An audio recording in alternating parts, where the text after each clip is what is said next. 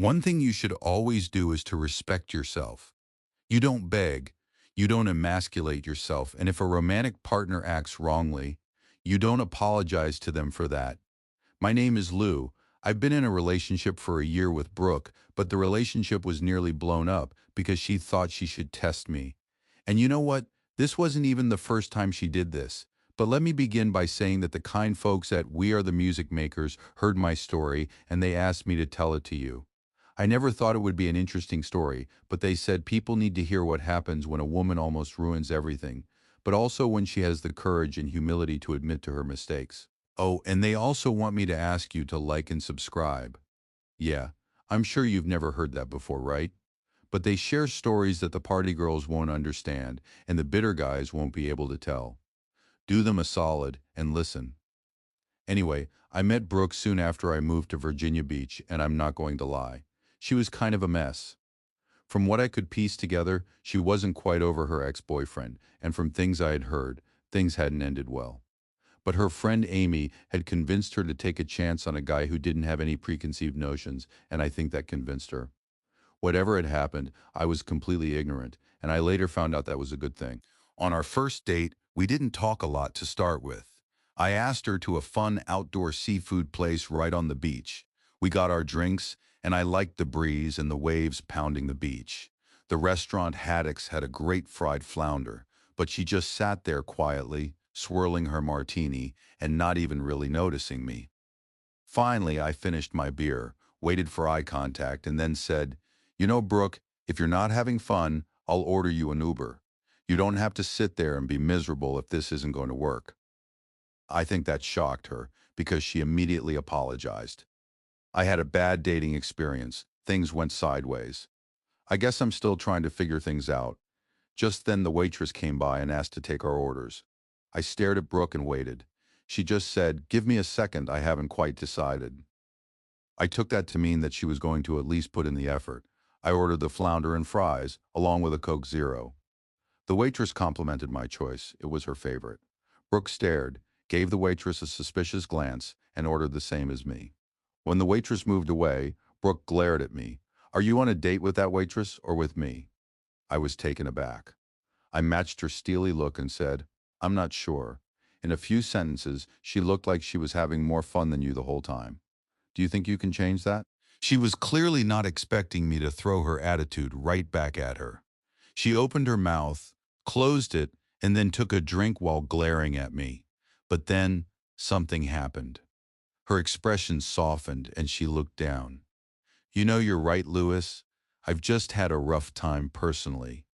She looked down at her martini. "If you want to call this off, I understand, but I'll try, if you give me the chance." I nodded. "I'll give you one more chance. All I'm asking is that you try to have a good time." I think that woke her up a little bit because she sat up, took another drink of her martini and said, Okay. So Lou, how long have you been in Virginia Beach?" I made a point to smile. It was genuine because Brooke really was attractive, but the slow, charmed reaction I gave was a bit of a show. I wanted her to see that I liked that she was coming out of her shell and treating me with respect. "You know, it's been 6 weeks. I think it's great so far." She smiled. "Yeah, VB really is amazing." She leaned in a little bit. "But you know what's even better? If you go down into North Carolina, you hit the Outer Banks. That where things go from good to amazing." I leaned in myself, as if enjoying a private secret conversation. "Oh, really? Maybe there's a place down there we should go for a date." She smiled conspiratorially. "Oh, I know a few good places, but if I told you, you can only take me." I grinned. I like to challenge. "Oh, only you. No one else." "That's right," she said. "I'm not going to spill the best places for someone who's just going spread it about so everyone else goes." "You promise?" I countered. "Do you promise to actually let me take you to one of them?" It was a demand that she agreed to a second date before the first one was over. She stared at me. "You're good. Really, that was smooth." I raised an eyebrow. The waitress came by and dropped our food, but now my focus was entirely on Brooke. I picked up a fry and started munching on it. She did the same, but she cracked first. "Fine, we'll go. Not because I'm fascinated by you, just because I want an even better martini than this one. But she smiled. I smiled back. We had been dating for about a month when I got busy with work. I made a point keep to calling her, but the dates slowed down. I was tired at the end of the day. At first, she was sympathetic. One time she even came by and made soup. But she told me she wanted to go out that evening, and I just couldn't do it. I was putting in 12-hour days. I was just exhausted. One day, probably after about 3 weeks of this, she gave me a call asking me to come to her place. She wanted to have a talk that sounded ominous. If she just wanted to talk, then we could have sat down on the couch and had a talk. I knocked on the door, and immediately she was acting weird. She kissed me, which was pretty normal, but then pulled back oddly, like she was realizing that kissing wasn't part of the script. Then I sat down on the couch, and at first she slid right in next to me, hand on my chest like she belonged then. But she literally said, "Oh," as if she was remembering something, and then she put some distance between us. That's when she took a deep breath and said, "I've been thinking, and the last 2 weeks haven't felt as good as before, and I'm not sure we're heading in the right direction." I reached for her hand. "I'm sorry, babe. I know it's been hard, but we've had a couple big projects at work. I've been making good money, but it'll be a couple more weeks, and then I can get things back to normal." "Really?" she asked, inching back toward me. Then she caught herself and moved away again. "I mean, I don't know if this relationship is going to work out. Maybe we're just not compatible." She stared at me, waiting for a reaction. I turned to look at her. "Are you sure? I mean, the chemistry is there?" I took her hand, and she didn't pull away. "What? I mean, chemistry? This isn't how things are supposed to go." She looked down at my hand. I looked at her strangely. "What do you mean? You're asking to break up? And to me, that feels wrong. I like where this has been going." "No, I mean, you have been pulling back, and you're supposed to be begging me to change my mind." That's when I realized what was really going on. I had been less involved, not because I wasn't into her, but that wasn't acceptable to her. I took a lower tone of voice. "Brooke, are you trying to jerk me around, make me beg, so that you can feel like you're in control?" "What? No." She hesitated. "Well, I mean, you have pulled back. We've been seeing less of each other," I sighed. "Yes, but I've tried to keep you in my life. I've been trying. You were too until last week. But here's the thing. I'm not going to be manipulated. I'm not going to be pushed around. I don't know what happened in your past relationships, but I'm aiming for something real. I promise you, if I walk out the door as your boyfriend, things will get better again. But if I walk out that door without an apology, maybe we should break up." That got her attention quickly. "Wait a minute. You want me to apologize to you? Why should I?" "Babe, there are times when things aren't going to be perfect. But the solution isn't to threaten to end things. You've thrown the decision to break up out. I'm not okay with it, especially if it wasn't meant seriously. If you were trying to manipulate me, then I deserve an apology. If you won't, then maybe that means you're going to blow up things whenever they don't feel perfect in the future." Her eyes widened. "No, Lou, I like you. I want you. You're a good boyfriend. Don't give up now. I know there will be times that things aren't perfect." She sighed painfully. "I just want to feel special." I looked at her, seriously, firmly. "Then we both know what you need to do to save this relationship, don't you?" She stared at me. I really meant it. I was going to force her to retract and apologize. It was important. Finally, she let out a huff and then a sigh, but she took my hand. "You're a jerk, but fine. I didn't mean it. I don't want to break up, and I'm sorry." I nodded, paused, letting the moment linger for a minute, then smiled. "Okay, babe, that's what I needed to hear." Then I leaned over and kissed her. That was a good kiss. As the relationship went on, Brooke was a little more open with me. She admitted that she tried to test an ex, and that was a disaster. He immediately accepted her decision to break up with him and decided to immediately block her. I thought that seemed childish. She had told me that the relationship was hitting a dry patch and was looking to get his attention with the breakup suggestion. I raised an eyebrow at her. "That sounds familiar, doesn't it?" Her face turned red, like dark red. All she could say was a quiet, "Yes." I took hold of her hand. "The difference between me and this guy is that I'm not here to act as stupidly as he did. I like you, and I'm not ready to blow things up." She smiled at that. "I'm glad, Lou. I like this a lot too." Soon after that, I started hearing people telling me things about Brooke. Stories of the post-breakup were, to put it politely, unflattering. At first, I ignored them. Truth could be stretched. Rumors tended to be blown out of proportion. But the same stories kept repeating. Behavior that sounded like stalking. Social media obsessions. Hounding the ex at his work and at his social events. At a party, she tried to tell a story about how he left her hanging, but he responded by explaining that she asked for the breakup, and he was respecting her wishes. She wasn't respecting his request for distance, and even said unkind things about his new girlfriend. I even heard a story about legal action. I wanted to handle this delicately, but I needed to see her reaction. I didn't want things to be ugly, but I had to know if she could be an adult about whatever happened in the future. This time I asked to see her and have a talk. She came over to my place, and the first thing out of her mouth when she came in was, "Are you breaking up with me?" I held back a chuckle and leaned over to kiss her. Affectionately, comfortably, but with a hint of passion, so she could feel that wasn't the plan. She accepted the kiss, but still looked up at me nervously. I took her hand and led her to the couch. "Brooke, babe, I've been hearing stories about your past, and frankly, some of them are quite uncomfortable. I want to have a mature, affectionate relationship, and so I need to know what you have to say about all this." I was surprised when she hung her head. After a minute, she even started crying. Then, as she recovered, she took my hand. "Unfortunately, most of what you heard was probably true," she admitted. "After my ex, Sam, left when I suggested we break up, I kind of went psycho stalker. I followed Sam around, hung around outside his apartment building, and even tried to make contact with his new girlfriend. Finally, he told me he was getting a restraining order, and that's when I had to stop trying to make contact. I even lost some of my friends because I wouldn't shut up about Sam. I wasn't quite over him when Amy introduced us, and maybe that was why I acted kind of weird on our first date." She sighed, but then she looked up at me. "Thanks for not giving up on me." After that, Brooke felt free. It was as if admitting to her past made her feel free to feel good about our relationship. Almost every weekend, we took a drive down to somewhere along the Outer Banks, and it really was even better than Virginia Beach. They were quieter, cleaner, and sometimes even completely empty if we went on a weekday.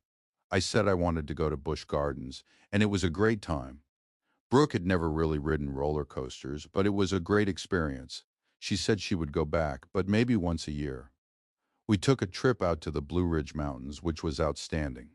I was of the mind that every experience we had together was building us up. Brooke was even talking about our future. But then my work got in the way again. 6 months after we met, there was another stretch where work was bearing down on me. I did my best to keep Brooke informed, continue seeing her, but I could tell she could feel the difference. Every couple of days, she would reach out asking if we were okay. That felt like she was resisting the urge to test me. Her calls felt less sure. The rare weekly date felt less fun. I was tired when I could see her, and she was acting uncertain. One evening, she came over to my apartment without asking. That was fine with me. She kissed me at the door, we talked in the kitchen, but she seemed disconnected, as if she was trying to decide something. "Lou, are you happy in the relationship?" I looked at her. "I think we've had a few bumps in the road, but otherwise I've been great. I know my work is in the way of seeing each other, but that will ease up, just like last time." She frowned. "I'm not enjoying this right now, just like I didn't enjoy those 2 weeks when you were busy again." I nodded. "Babe, I'm sorry. I've tried to navigate this better than last time. I've put in more effort to spend time with you. But I'm tired. Days are long, I'm not eating great. I'm sure you feel a little neglected, but I'm giving 110% right now." She sighed. "Are you sure you want to try to keep this up?" I hit a wall with that statement, another vague threat. Even if I wanted to, I didn't have the time or energy to give her more for a few weeks. So I lowered my voice and just asked, flatly, "Are you thinking you're done with this relationship?" I could see her face twist at having the question turned on her again. The last time, she was shocked. This time, I could see her turn angry. "I've been doing all the emotional labor of the relationship. I decide where we go. I pick out the restaurants, and I even came all the way over here to talk. And yes, I think maybe we should break up." I shrugged, too tired to argue, too upset that she would even suggest blowing this up, and too done to be played games with. "If you're really thinking about it, I'll give you some space. I'll keep the channels open, but I can't make a life with a woman who is thinking maybe she wants our relationship to be over. She stared at me. There was a mix of emotions on her face. Anger, fear, frustration, sadness. Some of those were completely valid. She sat next to the couch. You're not going to block me everywhere? I shook my head. You've given me no reason to, from what I can see. I can't promise immediate responses with work and stuff, but I'm still taking you seriously. She sat down on the couch next to me. And if I decide I don't want to break up? She asked. I shrugged again. An apology will make it all go away. That brought out the anger again. I am not going to apologize again. No way. I raised a hand defensively. Well, if that's how you're going to be, maybe you should start gathering your stuff. But I can't live my life with a woman who decides, when things get hard, she can just keep threatening to end things. I look at my phone. My birthday is next month. I don't want B to be under a breakup cloud when that happens. So I'll let you think about this for 2 weeks. If you haven't decided that you want me or are unwilling to admit you were wrong for bringing this up a second time, we can just quietly end things. She stared at me. You're giving me 2 weeks. I nodded. She sat there staring at me. You keep acting so reasonable, and it's enraging. I went her silent. You keep acting irrationally and uncaring when things get hard. This is the moment I would like to be leaning on you, because I am so worn out day by day, but you don't step up, you just step back. I could tell that bit of honesty hit her like a slap in the face. I was communicating need when my life was hard, and she not only wasn't there, she made my life even harder. She opened her mouth, closed it, and then stood up. I can't believe you're doing this to me. She grabbed her purse. You're the one thinking about breaking up. I responded firmly but sadly. I'm just setting the terms for us to get back if you decide that's what you want. Ugh, you know how much I hate you sometimes? She yelled, and then she practically ran out my apartment door. For 3 days, there was nothing, silence. That was a bad sign, I think. She was trying to wait me out. But I was ready to be over. On day 4, she sent a text, fishing to see if she was locked out. Hey Lou, everything good? I could sense that she wanted things to go back to normal, but I had sent terms, and I wasn't going to back down. I didn't want to live my life where she was a rough week or two from thinking about breaking up or pretending to. So an hour later, I texted back, doing okay. How about you? That was left on read for a while. But then she texted back, I'm doing okay too. That was the end of it. On day 5, she texted again. So your birthday is next month. Do you want to start making plans? I got the impression she was fishing to see if I was going to let the breakup discussion, the ultimatum I made, and her refusal to apologize just die. I wasn't. I was going to stand my ground. Well, it looks like I'll be single around then, so maybe I'll ask some of my work friends to go out to eat. That got left on read for a while. I didn't hear from her for 2 days. On the 7th day, she texted me, Can I come over? I think we're on the wrong foot. I thought we were too, but I didn't say what I was thinking. I just texted back, sure. When she came over, I had her favorite chips on the table and some queso that I whipped up. I had been sitting on the couch. I had let her in, and she walked over to the couch, wait for me to sit down, and then sat down with me. She made the plates of chips and queso, handing one to me, and for a while we quietly ate and watched some cop show. When she was done, she turned down the volume and put down her plate. I really like this, Lou. I feel like this is where we're meant to be. I smiled gently. I like it too. Hanging out quietly has been one of the best parts of our relationship. She scooted closer. So we're going to forget about what happened, right? I didn't immediately respond. I felt that I needed to hold my ground. I needed to know that she wasn't going to keep this up.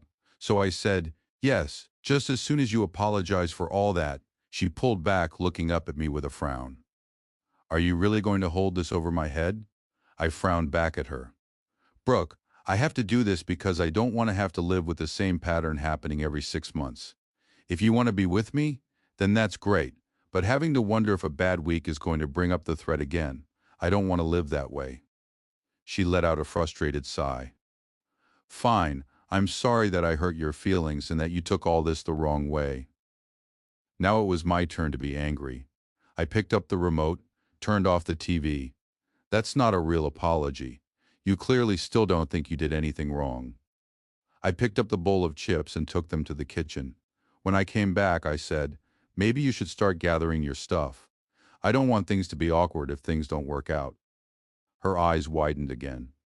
Wait, there's still another week. You said I had 2 weeks. I nodded. Yes, I did. I'll give you the 2 weeks to think this through if that's what it takes. But are you likely to change your mind to do what I asked between now and then? She looked at me, opening her mouth, then she closed it again. All she then said was, fine, I'll get my stuff. But you don't know what you're missing. You're not going to do better than me. She pulled a trash bag out from under my sink and started gathering her clothes, her USB cord, some CDs and DVDs she had brought over, even a video game that we played. This is still mine. I never gave it to you. A few minutes later, she was gone. The next day, I got a text from her. I've been talking with my friends, and they're saying that you're being shallow and that I shouldn't have to apologize. I waited a couple hours. If that's the hill you're willing to die on, I understand. Were they the same friends that suggested that you play games with that Marco guy? That message was left on read for the rest of the day. 2 days later was Saturday, and there was a tiny change. What would I be apologizing for? I'm not saying I'm going to, but I think I have the right to think about your expectation. I thought for a bit. That's fair. I want an apology for your trying to manipulate my feelings and make demands under the pretext of breaking up if I refuse them. A few minutes later, she responded, I'm going to talk to my grandma. She's going to take things seriously. If she thinks I'm right, then I'm not going to apologize. But if she thinks I should, well, knowing that I wasn't going to budge, all I said was, fine, I understand. Things were quiet for a while, but at 10 that night, there was a knock on my door. When I opened it, Brooke stood there. She was silent for a minute, but then she said, can I come in? I opened the door. I went into the kitchen, grabbed 2 seltzers, gave her one, and asked her where she wanted to sit down. She chose the table and sat down in a chair. I talked to my grandma. She asked a lot of questions. I think she suspected me of trying to color things so that I looked better in the comparison. But as she kept asking questions, I felt less and less confident and felt more and more like she was painting me as the bad guy. She looked at me waiting for a response. I don't want there to be a bad guy or a good guy here, Brooke. That's not the point. She reached out for my hand. I let her. You keep making this sound so straightforward. There was silence for a bit. I know you're not trying to paint me as the villain, but that's how I felt as my grandma was talking. She doesn't sound anything like how my friends or the women on TikTok sound. She went quiet again. She said that manipulation is never acceptable. Both partners should lay their cards out on the table, be honest, and try to make each other happy. She looked at me, I think, to check and see if that was acceptable. I nodded. She said that if your feelings were hurt, that meant I took it too far. She said that she and Grandpa had been happy together because she made sure to let him know where she really stood. She got angry at him. She was disappointed, but she didn't play games. She said she respected his feelings, and the only time she ever threatened to break up was when he was actually hanging out with other women behind her back. I didn't think there was anything for me to say. I think that my position was exactly the same as her grandma's. We sat silently for a while, sipping our seltzer. If I do apologize, can we go back to how things were? Can we be happy? You won't keep holding this over my head, will you? I took a sip of my own seltzer. If you apologize, but also you never repeat this posturing nonsense, then I'm completely satisfied to leave it in the past. I paused. This isn't about winning. It's about knowing that we can be happy. I want to be happy. She thought for a long time. Then she put down her drink and turned to me, taking my hand. Fine, Grandma thinks I'm in the wrong and I don't want to throw away this relationship. Then she looked down, gritted her teeth. I know that using the threat of breaking up isn't the right way to handle our difficulties. I'm sorry for trying to manipulate you, and in the future, I'll tell you if I'm not feeling right about our relationship. She squeezed my hand. I asked Grandma how I should phrase an apology in order to show you I want things to be right again. She looked down at our intertwined fingers. Is that an acceptable apology? I just nodded. Yes, and I accept it. Thank you for hearing me and understanding the real issue. Postscript. In the last 6 months, life with Brooke has slowly made sense. Things aren't perfect. I would never expect them to be. Sometimes projects run late, and sometimes I work long hours. That's life. And sometimes when I force myself to spend time with her, even though I'm worn out, I see that look in her eyes. But you know what? She remembers. Instead of the threats, she just tells me. Last month, it was, Lou, I don't feel as good right now. I hope that when work is less crazy, you'll go back to giving me the attention like you used to. Even in my exhausted state, I smiled, kissed her, and said, Babe, when things ease up, all I'll want to do is keep my focus on you. Then her eyes softened, her shoulders relaxed, and she rested her head on my shoulder. I like it better this way, she whispered. I run my hand through her hair and I whispered back, Me too.